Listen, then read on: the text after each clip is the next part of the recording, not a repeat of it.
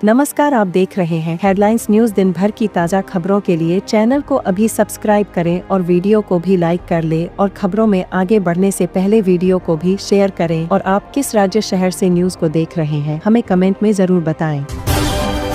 दिल्ली चुनाव के लिए भारतीय जनता पार्टी ने संकल्प पत्र का दूसरा भाग जारी कर दिया है। केंद्र की सत्ता पर काबिज पार्टी ने सत्ता में आने पर केजी से पीजी तक फ्री शिक्षा के साथ ही दलित छात्रों के लिए स्टाइपेंड योजना का वादा किया है। यह वादा भी किया गया है कि सत्ता में आए अनुसूचित जाति के लिए कल्याण बोर्ड का गठन करेंगे। भारतीय जनता पार्टी बीजेपी ने दिल्ली विधानसभा चुनाव के लिए अपने संकल्प पत्र का दूसरा भाग जारी कर दिया है। मंगलवार को बीजेपी सांसद अनुराग ठाकुर ने पार्टी के संकल्प पत्र का दूसरा भाग जारी किया। अनुराग ठाकुर ने संकल्प पत्र जारी करते हुए स्वास्थ्य और यातायात की समस्या का समाधान करने का वादा करते हुए कहा कि हम इनकी तरह बहाने नहीं करेंगे। केंद्र में भी मोदी सरकार है और दिल्ली में भी मोदी सरकार होगी। हम बेहतर दिल्ली बनाएंगे। उन्होंने कोविड काल में शराब व्यापारियों को लाभ पहुंचाने, अपने घर का निर्माण कर शीश महल घोटाला करने का आरोप लगाया और सीएजी रिपोर्ट विधानसभा में पेश नहीं किए जाने पर भी सवाल उठाए।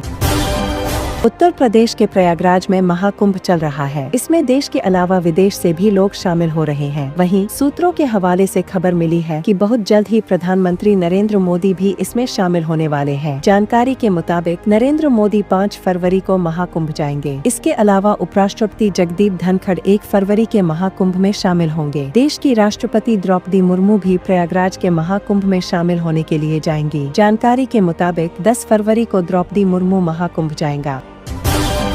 दिल्ली दंगा केस में आरोपी पूर्व पार्षद ताहिर हुसैन जेल में बंद है। आम आदमी पार्टी के पूर्व पार्षद ताहिर को असदुद्दीन ओवैसी की अगुवाई वाली ऑल इंडिया मजलिस-ए-इत्तेहादुल मुस्लिमीन AIMIM ने दिल्ली के चुनावी दंगल में उतारा है। मुस्तफाबाद विधानसभा सीट से AIMIM के उम्मीदवार ताहिर हुसैन ने चुनाव प्रचार के लिए सुप्रीम कोर्ट में जमानत याचिका दायर की है। ताहिर हुसैन की जमानत याचिका पर 20 जनवरी को ही सुनवाई होनी थी, लेकिन समय की कमी के कारण सुनवाई नहीं हो सकी। ताहिर हुसैन की जमानत याचिका पर 20 जनवरी को सुप्रीम कोर्ट के जस्टिस पंकज मित्तल और एहसानुद्दीन अमानुल्लाह की बेंच में सुनवाई होनी थी। समय की कमी के कारण बेंच ने इस याचिका पर सुनवाई स्थगित कर दी।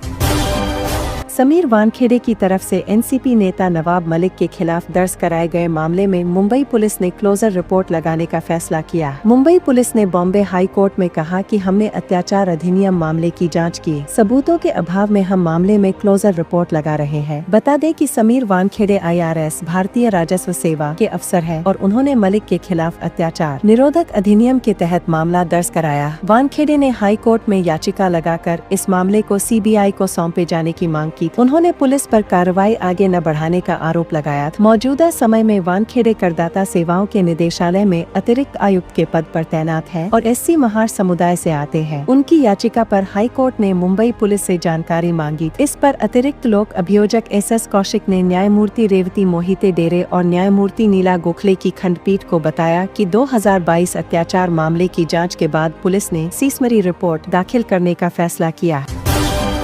बिहार में इसी साल 2025 विधानसभा का चुनाव होना है। दावा किया जा रहा है कि मुख्यमंत्री नीतीश कुमार के नेतृत्व में NDA चुनाव लड़ेगा। बीजेपी के कई नेता भी इसको लेकर बयान दे चुके हैं। इस बीच बीजेपी नेता के उस बयान पर सियासी गलियारे में चर्चा हो रही है, जिसमें नीतीश कुमार को उप मुख्यमंत्री कहा गया है। दरअसल बीते सोमवार 20 जनवरी 2025 को राजस्व एवं भूमि सुधार विभाग के मंत्री और बिहार बीजेपी के प्रदेश अध्यक्ष दिलीप जायसवाल छपरा पहुँचे थे। यहाँ जब वे कार्यक्रम को संबोधित कर रहे थे तो उनकी जुबान फिसल गई। उन्होंने मुख्यमंत्री नीतीश कुमार को उप मुख्यमंत्री कहकर संबोधित किया।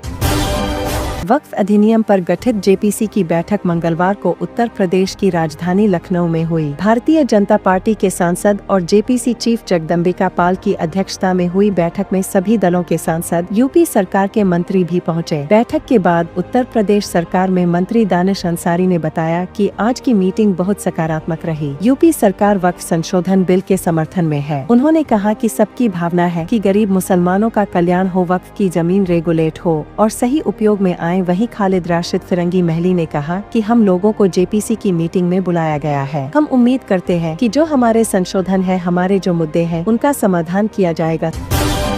डोनाल्ड ट्रंप अमेरिका के राष्ट्रपति बन चुके हैं। अमेरिका में 4 साल बाद उनकी वापसी हो गई। डोनाल्ड ट्रंप ने कुर्सी संभालते ही जो बड़ी घोषणा की है उससे खलबली मच गई है। उनकी घोषणा का असर अमेरिका में रहने वाले भारतीयों पर पड़ेगा। जी हाँ, राष्ट्रपति पद की शपथ के बाद भी डोनाल्ड ट्रंप ने सबसे बड़ी घोषणा अवैध प्रवासियों के मसले पर की है। डोनाल्ड ट्रंप ने अवैध रूप से अमेरिका आने वाले लोगों को हमेशा के लिए रोक लगाने की घोषणा की। इसके बाद अमेरिका में अवैध तरीके से रह रहे 25 लाख भारतीयों के भविष्य पर भी तलवार लटक गई है।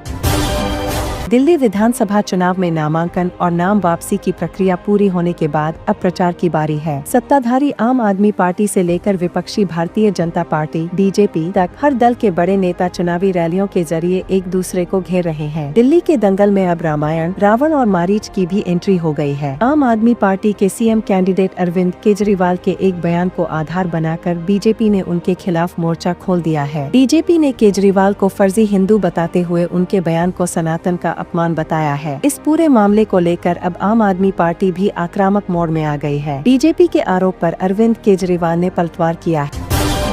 टॉप ध्रुव राठी ने अपने YouTube चैनल पर एक डॉक्यूमेंट्री को रिलीज किया है। डॉक्यूमेंट्री का नाम है अनब्रेकेबल। ये डॉक्यूमेंट्री आम आदमी पार्टी पर बनाई गई है, खासकर बीते 2 साल के दौर पर फोकस करते हुए। ये वो दौर है जब अरविंद केजरीवाल सहित आम आदमी पार्टी के 5 नेताओं को भ्रष्टाचार के आरोप में जेल जाना पड़ा था। अब वे सारे नेता जमानत पर बाहर हैं और दिल्ली चुनाव कैंपेन में जोर शोर से लगे हुए हैं। पश्चिम बंगाल में बांग्लादेशियों की घुसपैठ को लेकर एक बार फिर से सियासत तेज हो गई। पश्चिम बंगाल की मुख्यमंत्री ममता बनर्जी ने मंगलवार एक बार फिर से केंद्र सरकार पर हमला बोला। उन्होंने कहा कि अंतर्राष्ट्रीय सीमा की सुरक्षा करना सीमा सुरक्षा बल BSF की जिम्मेदारी। उन्होंने मालदा जिले के लोगों से आग्रह किया कि अगर कोई समस्या है तो वे सीमावर्ती इलाकों में जाने से बचे। मुख्यमंत्री ममता की यह टिप्पणी 18 जनवरी को मालदा जिले में BSF चौकी के पास भारत बांग्लादेश सीमा पर तनाव बढ़ने के बाद आई, जहां पर दोनों देशों के किसानों के बीच हुआ विवाद झड़प में बदल गया। बता दें कि बंगाल का मालदा जिला बांग्लादेश के साथ सीमा साझा करता है।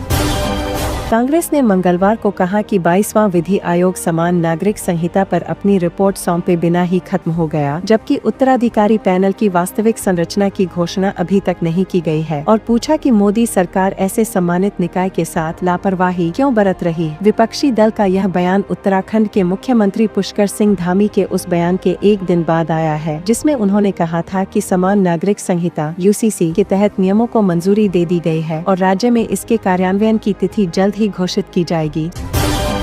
नाराजगी की खबरों के बीच शिवसेना प्रमुख और महाराष्ट्र के उपमुख्यमंत्री एकनाथ शिंदे ने दिल्ली विधानसभा चुनाव में बीजेपी को समर्थन देने का ऐलान किया है। इस संबंध में उन्होंने बीजेपी के राष्ट्रीय अध्यक्ष JP नड्डा को चिट्ठी लिखी है। पत्र में उन्होंने कहा उनकी पार्टी शिवसेना ने 2025 के दिल्ली विधानसभा चुनाव में बीजेपी के सभी उम्मीदवारों को सक्रिय रूप से समर्थन देने का फैसला किया है। उन्होंने कहा, मैंने शिवसेना दिल्ली इकाई को बीजेपी राज्य इकाई के साथ मिलकर चुनाव अभियान में सक्रिय रूप से भाग लेने का निर्देश दिया है।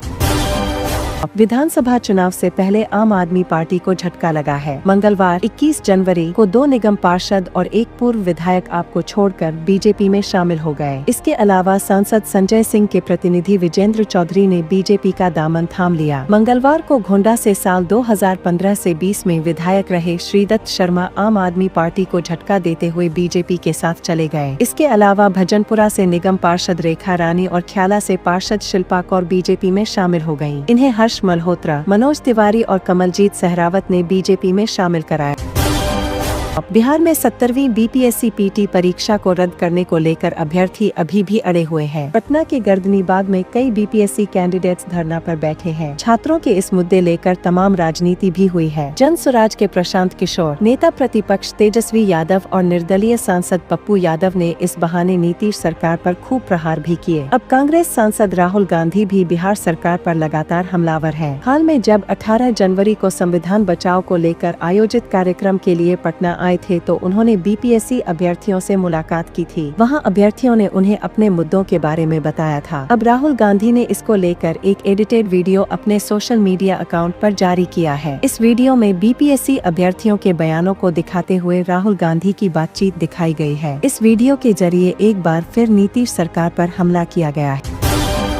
दिल्ली में विधानसभा चुनाव के लिए अब समय कम बचा है। ऐसे में राजनीतिक दलों ने चुनाव में अपनी पूरी ताकत झोंक दी है और वरिष्ठ नेताओं के बीच आरोप प्रत्यारोप का दौर चल रहा है। इस बीच आम आदमी पार्टी के राष्ट्रीय संयोजक और पूर्व सीएम अरविंद केजरीवाल ने बीजेपी के संकल्प पत्र पर सवाल उठाते हुए कहा कि वे दिल्ली में फ्री शिक्षा, बिजली और पानी बंद कर देंगे। दिल्ली के पूर्व मुख्यमंत्री अरविंद केजरीवाल ने मंगलवार को प्रेस कॉन्फ्रेंस कर कहा कि बीजेपी ने जारी किए गए अपने 2 संकल्प पत्रों में कबूल किया है और सीधे ऐलान कर दिया है कि वे दिल्ली के मोहल्ला क्लिनिक बंद कर देंगे और दिल्ली के सरकारी स्कूलों में मिलने वाली फ्री शिक्षा बंद कर देंगे। उन्होंने तो पहले ही कहा था कि बीजेपी दिल्ली का चुनाव केवल और केवल दिल्ली में लोगों को मिलने वाली सभी योजनाओं को बंद करने के लिए लड़ रही है। आप सभी का हेडलाइंस न्यूज में बने रहने के लिए धन्यवाद। फिर मुलाकात होगी देश और दुनिया की सभी बड़ी खबरों के साथ। अब तक के लिए जय हिंद।